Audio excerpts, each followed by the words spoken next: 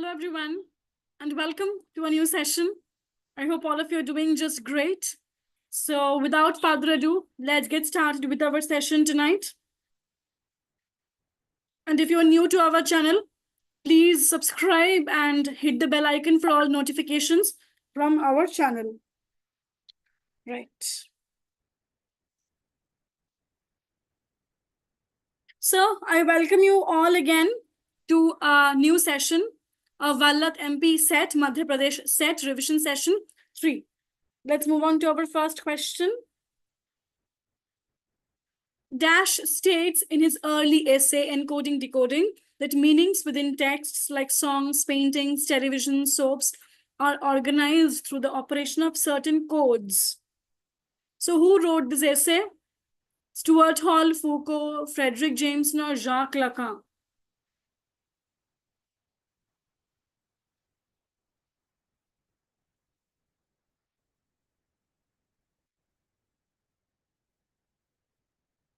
Yes, it was obviously Stuart Hall, who in his early essay, Encoding Decoding, talked about this. He was a Jamaican-born British Marxist sociologist, cultural theorist, and political activist. He, along with Richard Hogarth and Raymond Williams, was one of the founding figures of the school of thought known as the British Cultural Studies, or the Birmingham School of Cultural Studies. Okay, next. The Black Atlantic, Modernity and Double Consciousness is a 1993 history book about a distinct Black Atlantic culture that incorporated elements from African American, British, and Caribbean cultures. Who wrote this book? Is it W.E.B. Du Bois, Paul Gilroy, Stuart Hall, or Toni Morrison?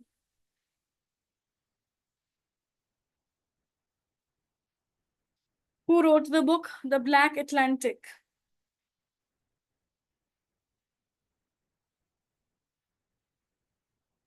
Yes.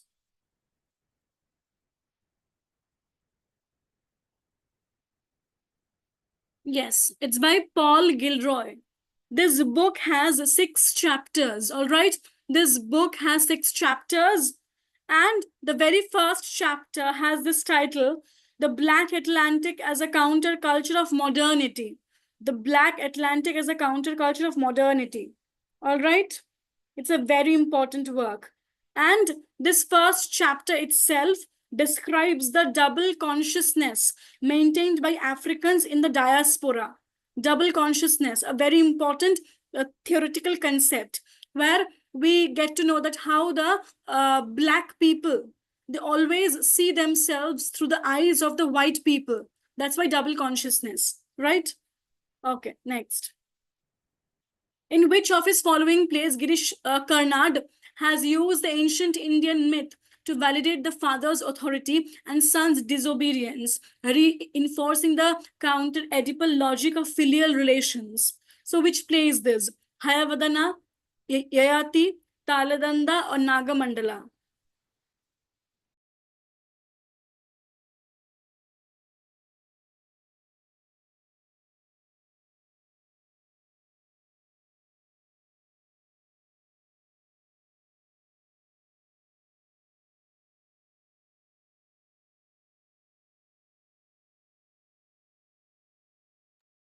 Oh, okay, yes. So which play is this? Where he has used the ancient Indian myth to validate the father's authority. It is Yayati. Yayati. Remember? Please do look up all the plays of Girish Karnad. Very important. Okay, next. Which one of the following plays belongs to the kitchen sink drama? Shaw's Candida, Goldsmith's She Stoops to Conquer, John Osborne's Look Back in Anger, or Miller's Death of a Salesman? Very easy question. If you just know what kitchen sink realism means, you can easily answer this.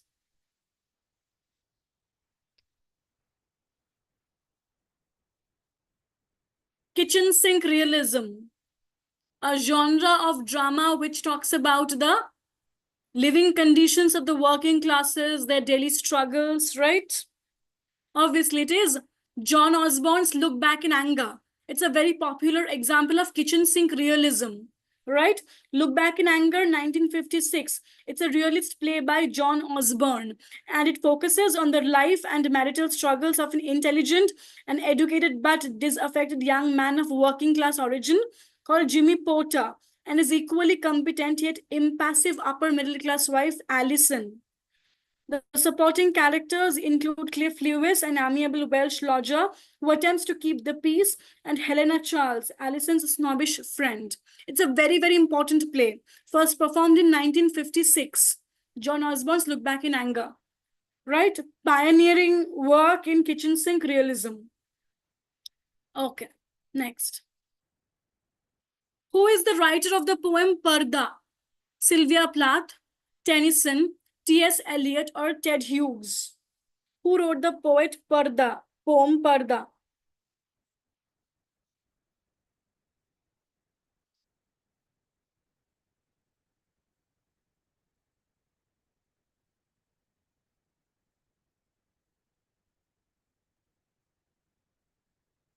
It is by Sylvia Plath. It's by Sylvia Plath. Okay, it's a very important poem by Sylvia Plath. You know, Sylvia Plath has written so many poems. Mostly we tend to look at the very popular poems like Daddy, right? But do look at the not so popular poems as well. The minor poems are also equally important for competitive exams. So this poem Parda begins like this. Jade, stone of the side, the antagonized, side of green Adam, I, I smile, cross-legged, enigmatical, shifting my clarities so valuable, how the sun polishes his shoulder, and should the moon, my indefatigable cousin, rise with her cancerous pallors, dragging the trees, little bushy polyps, little nets, my visibilities hide, I gleam like a mirror. So do look up these poems, read them. It will make your competitive exam questions very easy. So before we proceed, we have brought a lovely course for you from Vallath. So we want to introduce you to this 4-day certificate course on posthumanism and its networks, where Professor Ashijit Datta will help you delve more into the intricate alleys of posthumanism, the mark of the new age. In this 4-day certificate course, he will talk about these very important ideas: human plus post plus trans, the animal other, the unnatural world, folk myths, and the fabulator. Right? So this course is starting from 19th October. If you are interested in this course, you can enroll from our official website, vallath.in.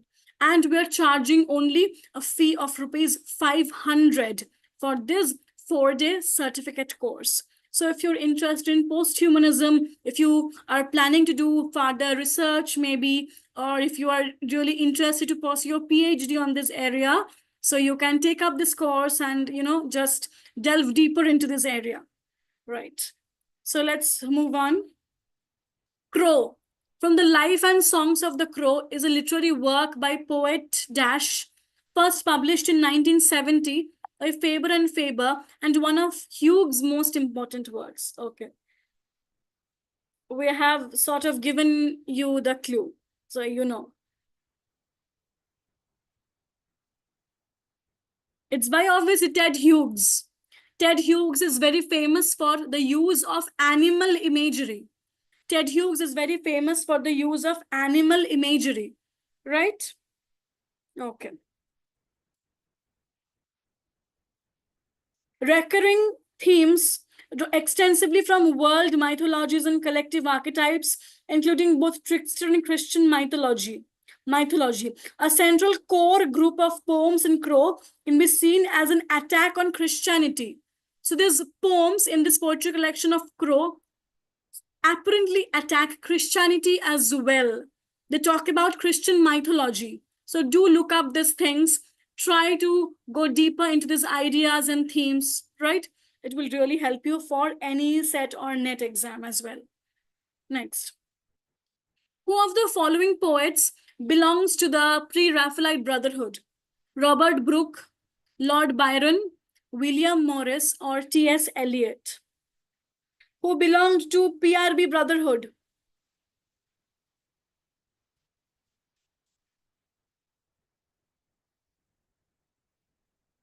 It was William Morris. William Morris was a member of Pre-Raphaelite Brotherhood. This brotherhood was formed in 1848, okay? And William Morris was an English textile designer, poet, artist, writer, and socialist activist associated with the British arts and crafts movement. He was a major contributor to the revival of traditional British textile arts and methods of production. His literary contributions helped to establish the modern fantasy genre, while he helped to win acceptance of socialism in fin de siècle Great Britain. Okay, so PRB of 1848, very important. D.G. Rossetti, Christina Rossetti, William Morris, very, very important poets and artists, right? So do look up. Next.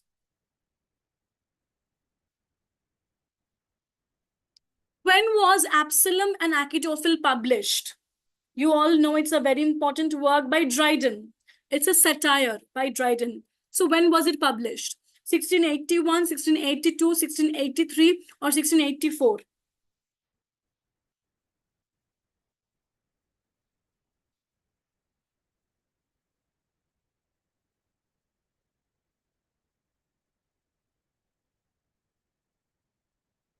Yes, it was published in 1681, right? So Absalom and Achitophel is a celebrated satirical poem by Dryden, written in heroic couplets, and first published in 1681.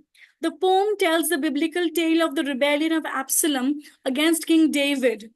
In this context, it is an allegory used to represent a story contemporary to Dryden. Concerning King Charles II and the exclusion crisis, the poem also references the popish plot. So, very dense work, right? Dryden was one of the most influential writers of the Restoration era. All his works like Astrea Redux, Absalom and Achitophel, Macflecknoe, very, very important. The Hind and the Panther, Religio Laici, they all of these are very important works. Do look up these works in details, okay? Next, what was added in the 1717 edition of The Rape of the Lock? Belinda's theft of the lock of hair, Clarissa's speech on good humor, Rosicrucianism, or courtship of Lord Peter and Belinda? What was added?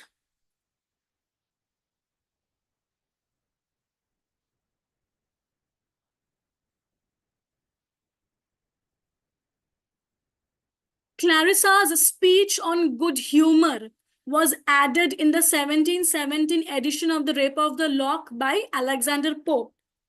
The Rape of the Lock is a mock heroic narrative poem by Pope. It is one of the most commonly cited examples of high burlesque. It was first published anonymously in Lintot's miscellaneous poems and translations. Okay. Here, Pope boasted that this sold more than 3,000 copies in its first 4 days. And the final form of the poem appeared in 1717 with the addition of Clarissa's speech on good humor. The poem was much translated and contributed to the growing popularity of mock heroic genre in Europe. Clear? Next. Which among the following in Dr. Faustus is not among the 7 deadly sins?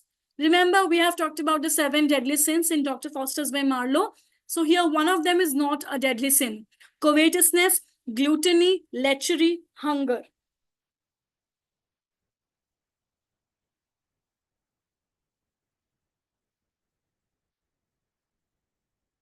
Hunger. Hunger is not a deadly sin, right?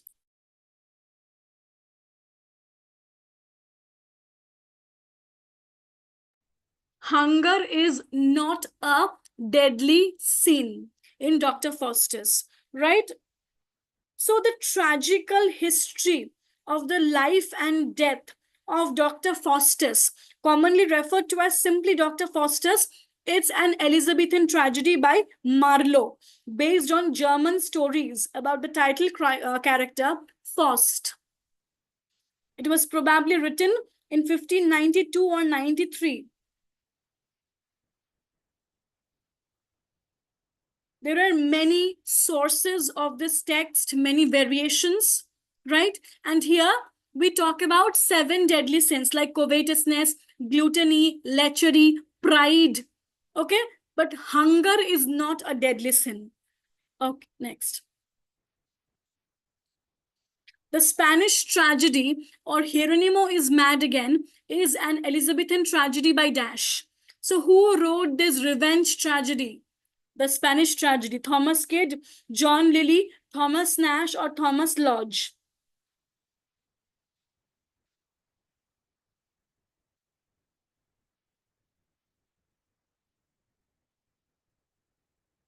Yes, it was written by Thomas Kidd.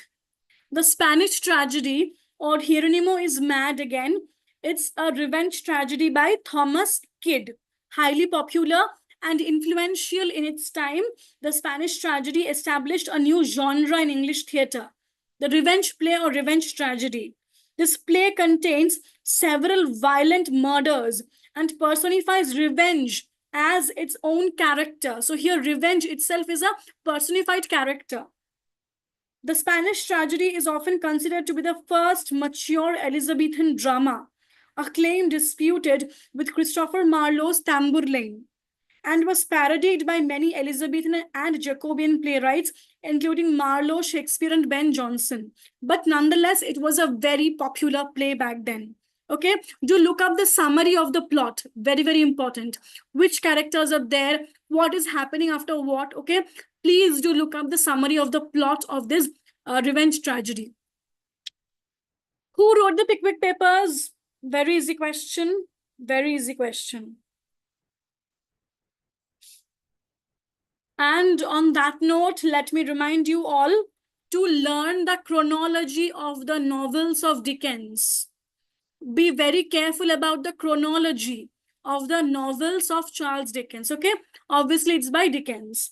The Pickwick Papers was the first novel by Dickens. His previous work was Sketches by Boz, published in 1836.